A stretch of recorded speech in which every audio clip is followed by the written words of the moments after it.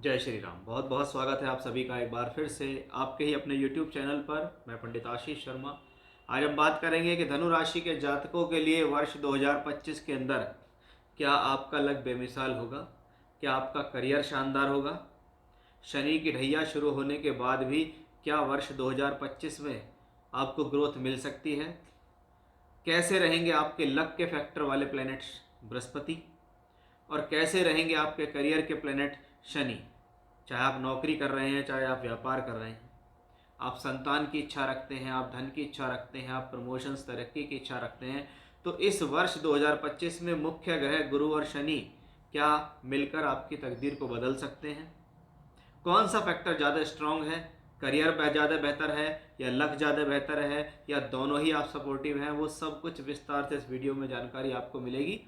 हमारा यह वीडियो चंद्र राशि पर आधारित है। अगर धनु लगन से आप इसको देखना चाहते हैं तो उसके लिए अनिवार्य है कि गुरु या शनि की महादशा या अंतरदशा चल रही हो तो आप उस गोचर को कंसीडर करें, अदरवाइज राशि से ही माने। स्क्रीन पर हमने अपने नंबर दिए हुए हैं, ये हमारा व्हाट्सएप नंबर है। आप हॉरोस्कोप दिखाना चाहते हैं, बनवाना चाहते हैं, कुंडली मिलान कराना चाहते हैं, बर्थ टाइम रेक्टिफिकेशन कराना चाहते हैं, सिजेरियन डिलीवरी के लिए टाइम निकलवाना चाहते हैं, या कुंडली से संबंधित कोई जानकारी चाहिए तो आप व्हाट्सएप नंबर पर कॉन्टैक्ट कर सकते हैं। ये पेड कंसल्टेंसी होगी। आइए शुरुआत करते हैं। सबसे पहली शुरुआत ही मैं कर्म के कारक शनि से करना चाहूँगा कि वर्ष 2025 की शुरुआत होती है और 2025 की शुरुआत में शनि हमें राशि से तीसरे घर के अंदर देखते हैं।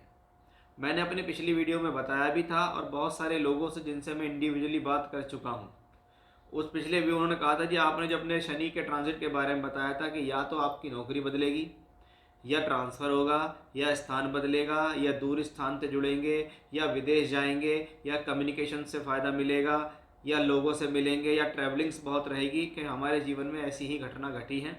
क्योंकि शनि थर्ड हाउस से बैठकर 12th हाउस को दृष्टि देता है और ये दोनों ही भाव इन्हीं चीज़ों से जुड़े हुए हैं, इसलिए लोगों को इनसे संबंधित फल पिछले समय में ज़्यादा मिले भी हैं।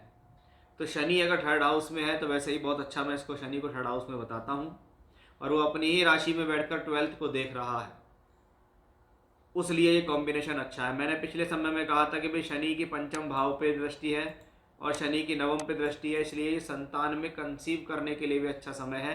तो बहुत से धनुराशि के जातकों को संतान की कंसीव भी हुई है, वर्ष 2023 में भी हुई है और 24 में भी ये चीज़ें उनके जीवन में बनी है। अब 2025 में शनि अपने पहले परिवर्तन के रूप में आपको दिखाई देंगे कि जब शनि आपकी राशि से चौथे घर के अंदर ट्रांजिट करते दिखाई देंगे। यहाँ से हम स्थितियों को बहुत ज़्यादा समझते हैं कि भाई समझना बहुत ज़्यादा ज़रूरी है। शास्त्र कहता है आपकी राशि से चौथे घर के अंदर अगर कोई भी अशुभ ग्रह आता है तो आपके चौथे घर से संबंधित जो कारकत्व हैं उनका हानि करने की कोशिश करता है। अब चौथा घर मन है, मानसिकता है, सोच विचार है, नेगेटिविटी है, परिवार का माहौल है और माता का घर चौथा कहलाता है।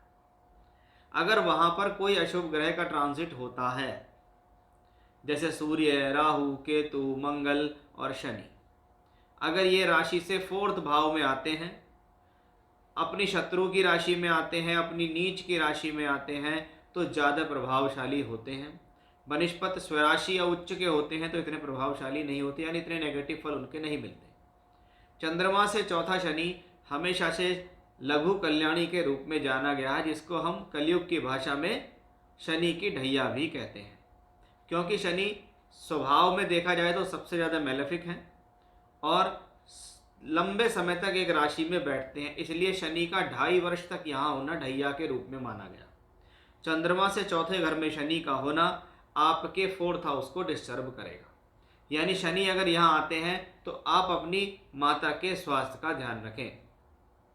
अपने परिवार के माहौल में गर्माहट उत्पन्न हो सकती है, इस बात का विशेष ध्यान आपको रखना है कि आपकी वजह से, क्योंकि ये आपकी राशि से चौथे घर में बन रहा है, तो आपकी वजह से परिवार का माहौल खराब नहीं होना चाहिए, या आप अपने परिवार के माहौल को मेंटेन करके चलेंगे।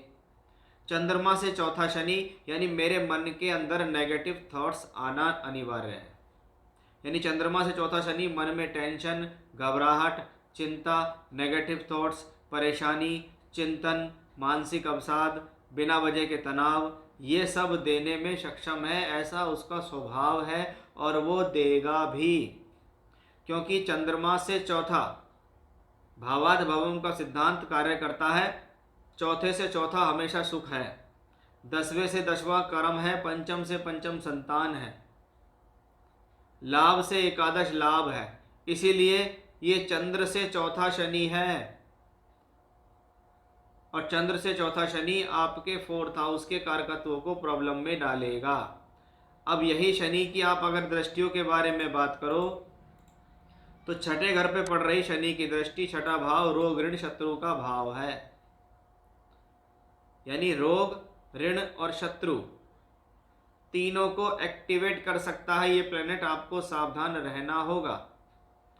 अगर वो 10th हाउस पे दृष्टि डालता है तो ये प्रोफेशनली स्ट्रगल देगा, ये ढैया का स्वभाव है। क्योंकि शनि कर्म कारक है, नौकरी कारक है। शनि आपकी राशि पर भी दृष्टि देता है और राशि से चौथे पर भी। इसके लिए मैंने बताया कि भाई मानसिक रूप से आपको प्रॉब्लम देने की कोशिश करेगा। यानी आप अगर सोचें ढैया आए और ढैया का प्रभाव आप पे ना हो तो ऐसा कतई नहीं हो सकता। अब ये ढैया मान लीजिए यहाँ थोड़े बहुत फॉर्म में नेगेटिव दे रही है, ये सिर्फ एक ही नियम पे पॉजिटिव दे सकती है। अगर आपको महादशा और अंतरदशा दोनों स्ट्रांग चल रही है तो शनि का ये ट्रांजिट आपके ऊपर किसी भी प्रकार से कोई खासा इफेक्टिव नहीं होगा। और अगर महादशा अंतरदशा दोनों नेगेटिव चल रही हैं तो ज़्यादा नेगेटिव, कोई एक नेगेटिव चल रहा है तो भी नहीं नेगेटिव। तो ये चीज़ें आपको देखनी पड़ेंगी। ये मैं हमेशा से कहता हूँ कि हम ट्रांजिट के बारे में यहाँ बता रहे हैं। अब यहाँ पर जो शनि है दूसरे घर धन के मालिक होके यहाँ बैठे हुए हैं, इसलिए ये कॉम्बिनेशन किसी न किसी रूप से, व्यवसायिक रूप से हो चाहे नौकरी के तौर पे हो, आपको धन दिलाता रहेगा। आपके जीवन में धन के साधन, आपके जीवन में कर्म, सोर्स ऑफ इनकम बना ही रहेगा। क्योंकि वो 3rd लॉर्ड होके भी यहाँ 4th हाउस में है। इसलिए बहुत बार जो लोग जीवन में किराए के मकानों में रहते हैं उनके मकान बदलने का भी ये कॉम्बिनेशन दिखाई देता है। एवं कभी कभी कुछ लोग मकान, किराए के मकान से निकलकर अपनी प्रॉपर्टी में भी चले जाते हैं, वो भी इस शनि की बदौलत ही हम यहाँ कह सकते हैं। अब ये शनि का ट्रांजिट वक्री अवस्था में भी पहुंचता है कि शनि होंगे यहाँ वक्री 13 जुलाई से 28 नवंबर। वक्री प्लेनेट का होना और खास तौर पे ढैया के रूप में हो तो क्या करेगा, 4th हाउस की टेंशन को बढ़ाएगा। इस दौरान जो 3 चीज़ें मैंने आपको मुख्य बताई हैं, परिवार का माहौल, आपकी मानसिकता या आपको टेंशन एवं आपकी मदर की हेल्थ के लिए ये कॉम्बिनेशन ठीक नहीं है। जिस दौरान शनि वक्री हो इन 3 चीज़ों पर ज़्यादा फर्क पड़ता दिखाई देगा, इसलिए इस बात का विशेष ध्यान रखने की ज़रूरत है। अब बात करते हैं, ये तो बात हुई हमारे कर्म कारक ग्रह की, जिसको मैं एक एवरेज प्लेनेट के रूप में कहूँगा कि मैं इसको नहीं कह सकता कि बहुत बढ़िया शनि की ढैया के साथ ट्रांजिट रहने वाला है। एक औसतन रूप से ही हम इसको कह सकते हैं कि भाई एवरेज है। अब देखते हैं हमारा लक फैक्टर कैसा है कि जब मेरे लक फैक्टर का कारक ग्रह बृहस्पति है, वो बृहस्पति राशि का भी मालिक है, चौथे घर का भी मालिक है। राशि यानी आप स्वयं, आपके सोच, आपके विचार, आपका स्वास्थ्य, आपका मन मस्तिष्क, ये राशि है। आपका चौथा घर भूमि, जमीन, जायदाद, प्रॉपर्टी, आपका मन मस्तिष्क, आपके सोच विचार, माता, ये 4th हाउस में आते हैं। उसका मालिक छठे घर से जुड़ा हुआ है। वैसे भी बृहस्पति को 6th हाउस में बैठकर बहुत अच्छे नंबर नहीं मिले हैं, क्योंकि धन का कारक अगर छठे घर में हो और वो वहाँ चले तो वो ऐसा संभव है कि जब से बृहस्पति यहाँ आया हो इसने आपको रोग, ऋण और शत्रु तीनों दिए हों। कि भाई इसने आपको हेल्थ इश्यूज भी दिए, इसने आपको बीमारियां भी दी हैं, इसने आपको ऋण भी दे दिया है, इसने आपके काम को भी मंदा कर दिया है, इसने आपको प्रोफेशनली भी प्रॉब्लम दी है, फाइनेंशियली भी प्रॉब्लम दी है। तो वो कॉम्बिनेशंस आपके यहाँ धनु राशि के जातकों के लिए दिखता है, या धनु लगन, मान लीजिए धनु लगन है आपका, आपको गुरु की दशा चल रही है तो भी ये गुरु इस तरीके के रिजल्ट देगा। 14 मई तक बृहस्पति यहाँ है, क्योंकि बृहस्पति यहाँ कंफर्ट जोन में नहीं है, वो छठे घर में भी हैं और वो शत्रु की राशि में भी है। इसलिए बृहस्पति का यहाँ से निकलना अनिवार्य है। जब तक वो यहाँ से नहीं निकलेंगे तब तक आपके लिए कुछ बेहतरी नहीं कर सकते। तब तक वो ग्रह भाग्य का कारक होकर भाग्य की स्थिति नहीं दे सकता। अब 14 मई को जब बृहस्पति का ट्रांजिट यहाँ से चेंज होता है और यहाँ से चेंज होकर बृहस्पति का ट्रांजिट आता है आपके 7th हाउस पे, तो सबसे पहली बात क्या है, राशि का मालिक राशि को ट्रांजिट देगा। अब राशि का मालिक राशि को ट्रांजिट देगा तो सीधी बात है, आयु के लिए अच्छा, स्वास्थ्य के लिए अच्छा, कॉन्फिडेंस लेवल के लिए अच्छा, हेल्थ इश्यूज को सॉल्व करेगा, प्रॉब्लम्स को सॉल्व करेगा, लाइफ में जो डिफिकल्टीज चल रही हैं उनको हल करेगा। ये जुपिटर आत्मविश्वास को बढ़ाएगा। तो ये जुपिटर उस लिहाज से बहुत सुंदर, बहुत बेहतर हो गया। अब ये धन का कारक होके है तो क्या है, फाइनेंशियली ग्रोथ कराएगा, आपके लक के लिए अच्छा, आपके संतान उसके संबंधों के लिए अच्छा, आपके भाग्य के लिए अच्छा, आपके धर्म के लिए अच्छा, आपके सोर्स ऑफ इनकम के लिए अच्छा, यानी बहुत कुछ बेहतर। क्योंकि ये चतुर्थेश भी है, इसलिए ये भूमि, जमीन, जायदाद से, प्रॉपर्टी से रिलेटेड अगर कोई प्रॉब्लम्स हैं, कोई मसला चल रहा है, कोई समस्या चल रही है, तो उसको सॉल्व करेगा। 14 मई से लेकर 18 अक्टूबर तक जुपिटर यहीं रहेंगे।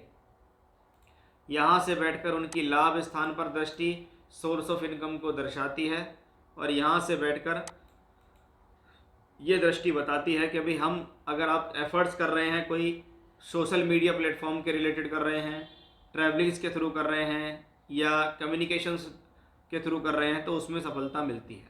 अब इसमें एक चीज़ और पॉजिटिव आती है, वो होता है शनि और गुरु का दोहरा गोचर, कि शनि यहाँ होंगे, बृहस्पति यहाँ हैं, दोनों प्लैनेट आपके यहाँ देखते हैं। इसको मैंने पहले भी बोला हुआ है अपने वीडियोज़ में कि भाई ये आपको लगातार स्ट्रेंथ भी देंगे, क्योंकि एक कर्म है और एक भाग्य है, और ये विवाह या वैवाहिक संबंधों के लिए अच्छा, नहीं विवाह कराने में भी ये कॉम्बिनेशन बहुत अच्छा है।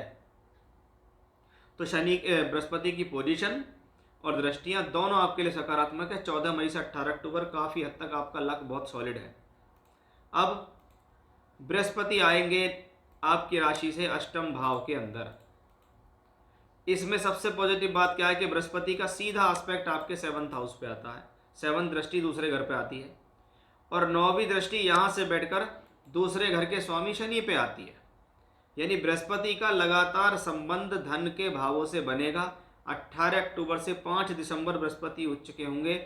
यह समय भी आपके जीवन में अनुकूलता को दर्शाता दिखाई देगा, क्योंकि एक थोड़े समय का ट्रांजिट है ये, इसलिए थोड़े समय का ट्रांजिट बहुत हद तक बहुत सकारात्मक आपके जीवन में दिखाई दे रहा है। यानी 18 अक्टूबर से लेकर 5 दिसंबर तक का ट्रांजिट भी जुपिटर के पॉइंट ऑफ व्यू से बेहतर है, या कह लीजिए 14 मई से लेकर अंत तक, दिसंबर के अंत तक का जो ट्रांजिट है वो भाग्य कारक बृहस्पति, आपके लक फैक्टर बृहस्पति, आपके धन कारक, आपके संतान कारक, आपके लाभ और भाग्य के कारक ग्रह मजबूत हैं। यानी शनि के से अगर इसको कंपेयर करते हैं तो शनि के कंपेयर में भाग्य आपका फिर भी लगातार वर्ष 2025 में साथ देता ही रहेगा। तो ये था मेरा आज का विषय कि धनु राशि के जातकों के लिए कैसा होगा लक और कैसा होगा करियर वर्ष 2025 के अंदर। जय श्री राम।